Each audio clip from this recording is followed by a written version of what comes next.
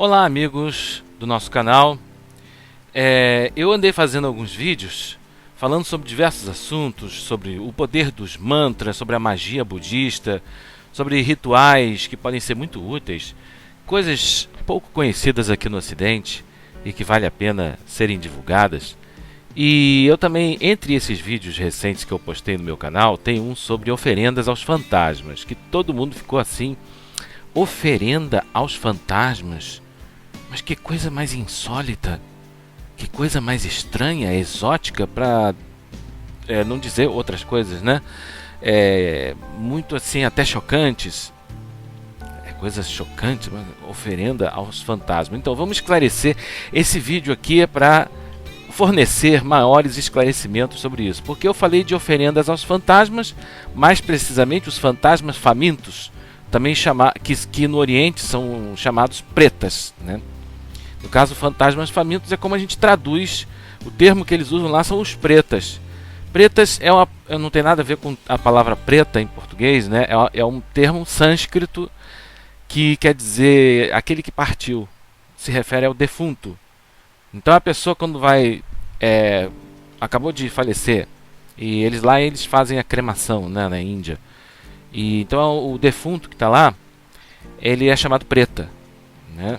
E tem o ritual, eles chamam de pretachada, né, que é um ritual que envolve a cremação, uma série de coisas que são feitas no defunto, né, antes dele ser cremado, para que ele possa, né, até se libertar de um estado inferior e ir para outros domínios. Porque lá eles têm a crença de que a pessoa pode ficar presa num determinado plano e não ser liberta para outros planos superiores, na outra dimensão, para onde vamos todos nós depois que terminar essa vida.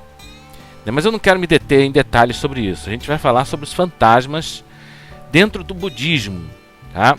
Porque os budistas também falam dos pretas, né? Que são os fantasmas famintos, e a gente vai entender por que eles são chamados de fantasmas famintos, né? Gente, olha, dentro do budismo, né? Aí depois vão vir perguntas: e o que tem a ver as casas mal assombradas? Isso aí a gente vai falar depois. Deixa eu dar essas explicações. Eu não sei, eu não posso ter todas as respostas aqui, tá, gente? Eu sou um estudioso, a gente está passo a passo caminhando para entender essas coisas, tá? Agora, dentro do budismo, o que são os fantasmas famintos? É que lá dentro da doutrina budista não existe exatamente aquilo que é chamado reencarnação. Existe, os budistas falam de reencarnação, só que essa palavra reencarnação, ela não é muito adequada. O termo sânscrito que eles usam dentro da doutrina budista e até dentro do hinduísmo também é renascimento, né? Então as pessoas estão chamando de reencarnação ao que os budistas chamam de renascimento. Então, segundo o budismo, quando a gente, digamos assim, desencarna, quando a gente morre, o nosso contínuo mental, ele continua existindo, ele não acaba com a morte do corpo físico, até porque, né, o corpo em si é matéria, e a vida não está na matéria, a vida, o princípio vital, está na nossa parcela espiritual, né, nosso contínuo mental, que não é material, que não é físico. Então, quando a gente desencarna, quando a gente passa pela experiência, quando a gente passa pelo umbral da morte, segundo a doutrina budista, nós renascemos em outro plano. Pode ser aqui nesse mundo mesmo, como um ser humano ou como um animal, né? Mas vamos entender isso da maneira budista, tá, gente? Os budistas dizem que existe um reino chamado Samsara. Samsara, o que é o Samsara? É o domínio onde existe o sofrimento. E para o budismo, o sofrimento ele engloba 4 principais misérias, que é nascer, envelhecer, adoecer e morrer. Então, as misérias principais do ser humano, como o próprio Buda ensinou, né, quando ele deu o primeiro giro da roda do Dharma, a verdade que existe o sofrimento. E o sofrimento né, a miséria do nascimento, a miséria do envelhecimento, a miséria do adoecimento e da morte, né, gente? Então, e essas 4 misérias, elas acontecem dentro de um determinado reino. Porque, por exemplo, existem outros planos paradisíacos, O budismo, ao contrário do que muita gente acredita, ele é uma religião que fala do paraíso, sim. Fala do céu e fala de regiões intermediárias e de regiões infernais. Tá, gente? Existem então vários reinos para o budismo. Existem pelo menos 6 reinos, né? 6 reinos, né? 6 que fazem parte do samsara, né? Então, os 6 reinos do samsara são o mais, né, o melhor de todos, o que está em situação mais favorável, é o reino dos deuses, ou dos devas, né? Abaixo do reino dos devas, a gente tem o reino dos semideuses. Abaixo dos semideuses estão o reino humano, onde nós estamos aqui agora, né? O mundo em que nós vivemos, o tipo de manifestação que nós estamos vendo diante de nós agora é um reino do samsara, que é chamado o reino dos homens, né? O reino humano. Abaixo do reino humano está né, esses são os 3 reinos melhores ou mais favoráveis, né, do samsara, digamos assim, onde se experimenta sofrimento, mas não tanto. É um sofrimento menor. Então, o primeiro é, como já falei, os deuses, os semideuses e os humanos. Agora, abaixo dos humanos, tem os 3 reinos mais inferiores do samsara, que é onde se experimenta mais sofrimento ainda, que é o reino dos animais, porque os animais estão numa situação desfavorável em relação a nós. Os animais, eles experimentam mais sofrimentos do que nós. Abaixo dos animais estão os fantasmas famintos. Olha, fantasmas famintos. E abaixo dos fantasmas famintos estão os seres infernais. Então, os seres infernais são os que experimentam os maiores tormentos e sofrimentos, que é tudo fruto do karma deles mesmos. Aí alguém pode dizer, mas isso é uma coisa cruel. Não é cruel, é o karma dessas pessoas que amadurece depois que a gente sai a gente abandona esse corpo. Todo o nosso karma que a gente acumulou com ações que a gente fez nessa vida e vidas anteriores, elas amadurecem e a gente renasce ou reencarna, né, num outro corpo. Ok, gente? Então, entre esses corpos onde a gente reencarna, estão o dos pretas. Eu fiz já um vídeo sobre isso, né, gente? Deixa eu diminuir aqui a janelinha do vídeo, né, para a gente poder colocar essas figurinhas aqui do lado, né, que eu gosto de sempre estar. Isso aqui é uma iconografia, né, japonesa. Tem o desenho inteirinho dele aqui, sem a iconografia, né? Então, aqui a gente está vendo um fantasma faminto, né, representado, né, por desenhos, gravuras de manuscritos do Japão, né? E lá no Oriente a gente já fez um vídeo falando de oferendas, e é muito oferendas a esses fantasmas. Por que fazer as oferendas? Eu não sei se eu cheguei a explicar isso muito bem. Vamos ver se a gente tenta explicar, né? Então aqui tem várias maneiras deles serem representados. Às vezes eles são representados como caveiras, né, como seres que têm uma barriga enorme, muito grande, muita fome, muita sede. Eles estão sofrendo de muita fome e muita sede, né? E também, mas não podem satisfazer, porque eles têm, embora tenham uma barriga enorme, mas eles têm uma boca muito pequenininha e uma garganta muito pequenininha. Então eles nunca satisfazem a sede e a fome deles. Isso aqui são oferendas aos fantasmas famintos feitas lá no Oriente, né? Aqui a gente tem mais uma iconografia, né? Aqui aparece aqui o fantasma, né? Então a gente tem isso daí. Então esses fantasmas famintos, né, eles são geralmente representados assim, porque é isso que é dito deles, que eles, como foram pessoas que tiveram assim, eu encontrei até um artigo aqui na Wikipedia que fala, né, do porquê deles terem, né, deles estarem passando por um sofrimento tão grande assim, né? Eu encontrei várias fontes, eu já tinha estudado isso no budismo, né, mas a gente sempre encontra. Então eram pessoas muito falsas, né?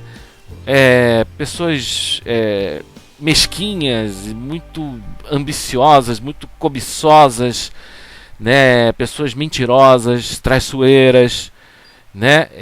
Que reencarnam depois que terminam, elas acumulam um karma negativo muito ruim, né? E quando elas renascem nos reinos inferiores dos pretas.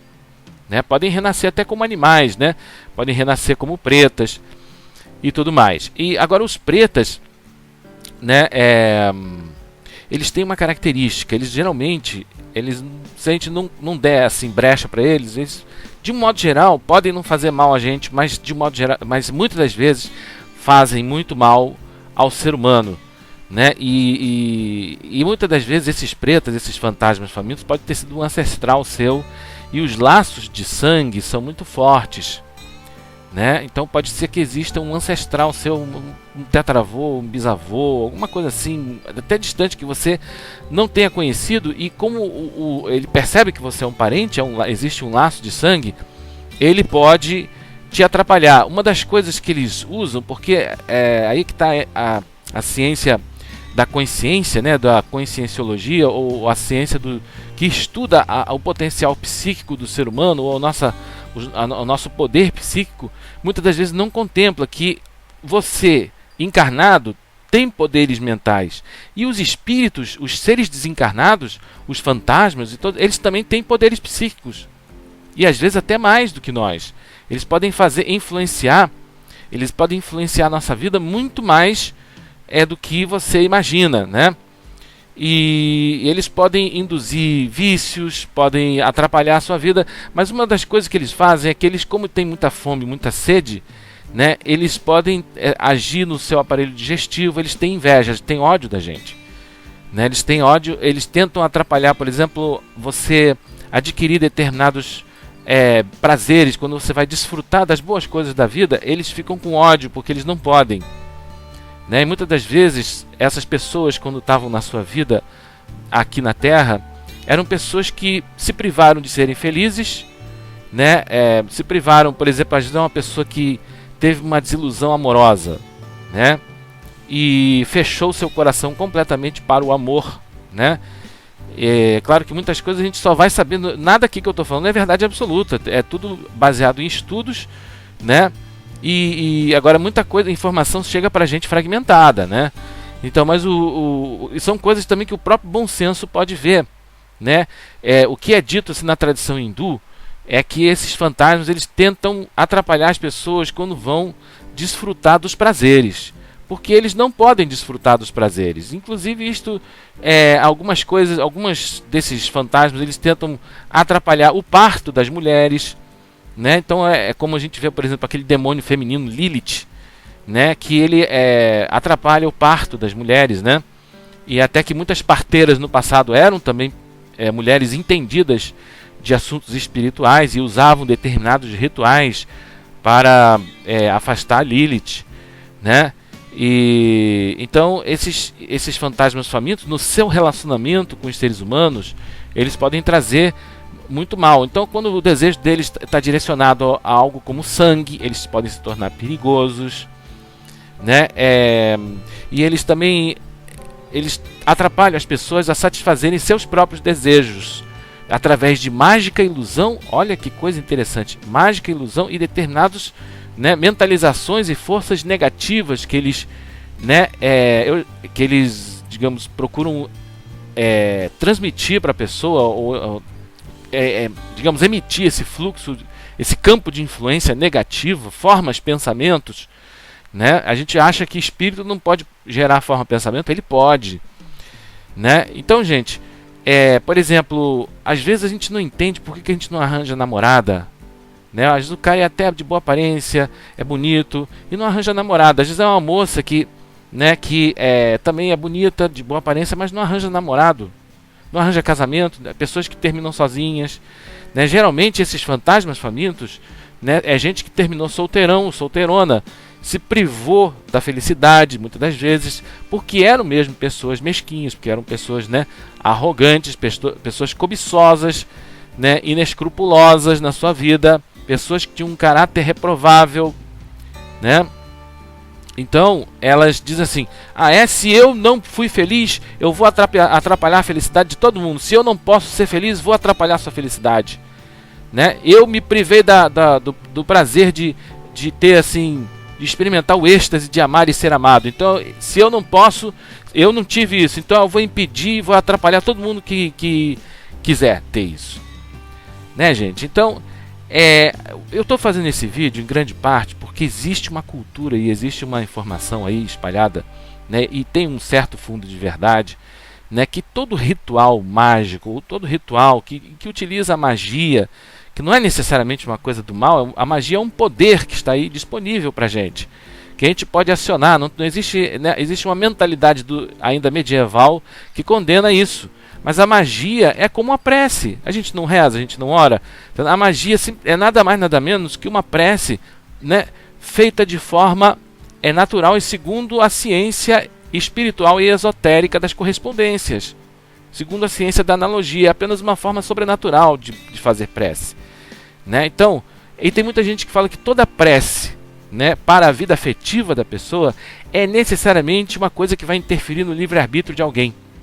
Então as pessoas confundem ritos, né, mágicos ou simpatias voltadas para a vida amorosa com ritual de amarração. Toda pessoa acha que uma simpatia ou um ritual para ajudar na sua vida sentimental é necessariamente um ritual, né, de amarração que vai interferir no livre-arbítrio das pessoas, e isso, portanto, é magia negra.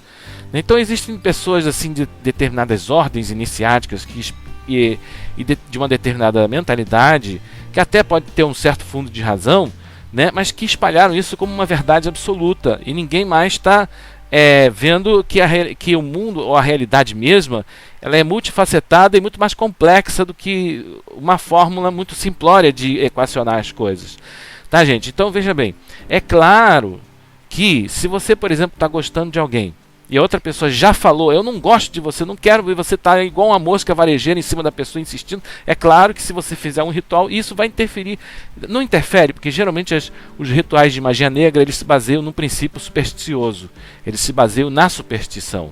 Então eles não vão dar certo de modo geral, entendeu? Até pode dar certo por causa de uma mentalização que a gente faz muito, né? Mas no fundo não dá certo, porque é superstição, né, gente? Agora, é diferente quando você tem uma obsessão espiritual na sua vida, de algum tipo de fantasma faminto, de algum ancestral seu, que está te impedindo de ser feliz. Eu já falei num outro vídeo, né, quais os males que os fantasmas famintos podem causar na nossa vida. Eu falei isso num vídeo sobre os maus espíritos, tá, gente?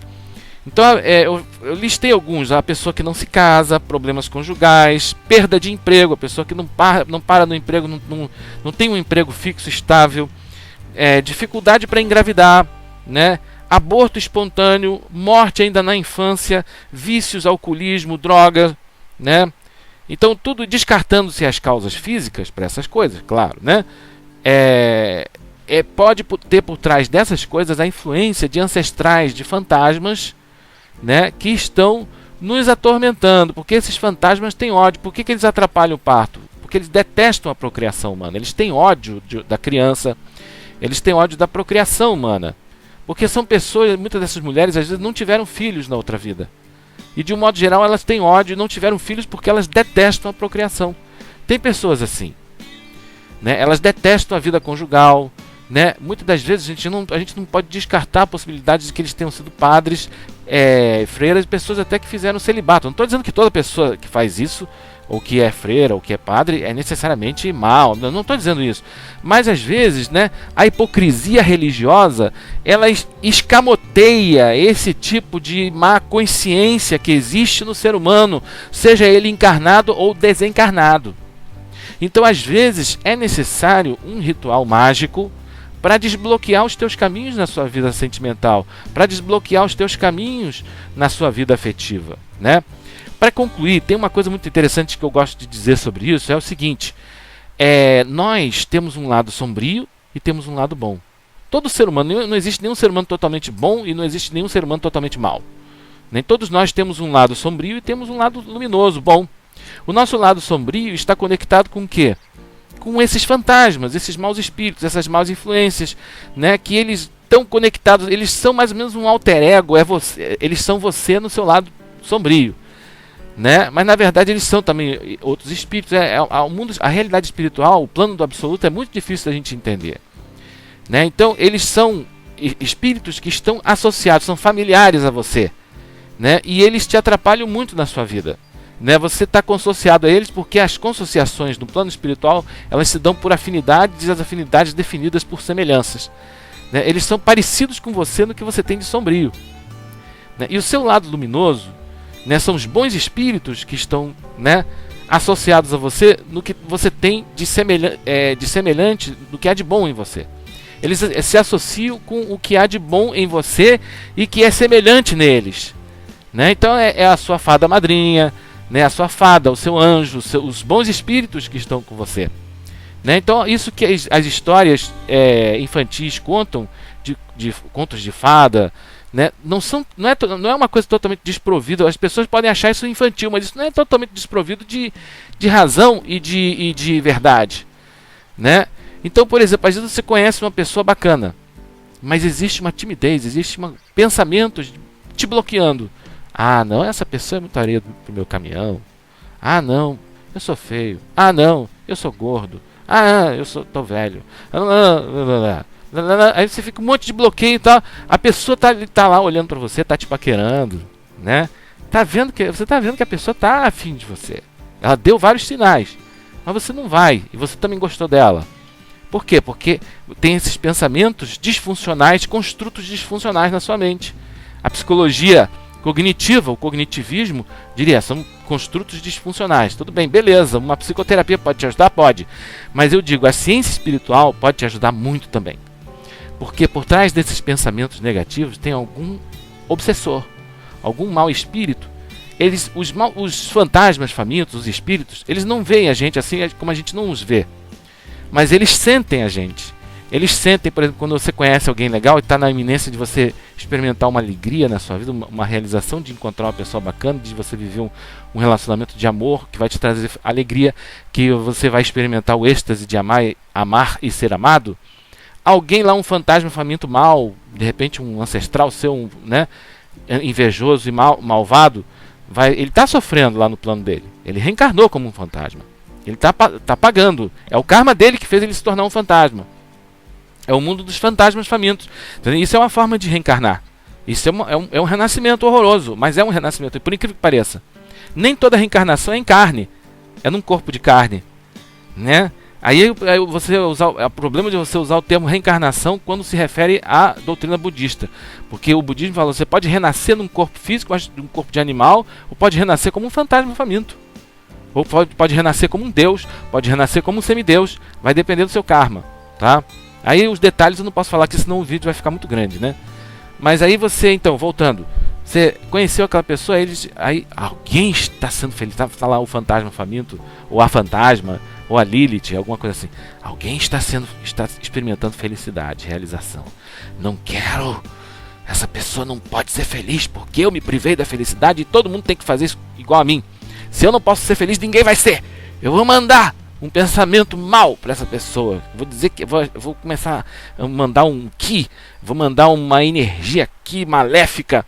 Eu vou mandar, né, um pensamento, vou enviar um prana maldoso, né, destruidor, né, para entrar como uma forma de pensamento na mente dessa pessoa, para ela achar que é gorda, para ela achar que é velha, para ela achar que, né, o outro é muito areia pro caminhão. Né? E bloquear essa pessoa, dar um bloqueio de timidez nessa pessoa para ela não chegar perto de ninguém e terminar sozinha, infeliz como eu.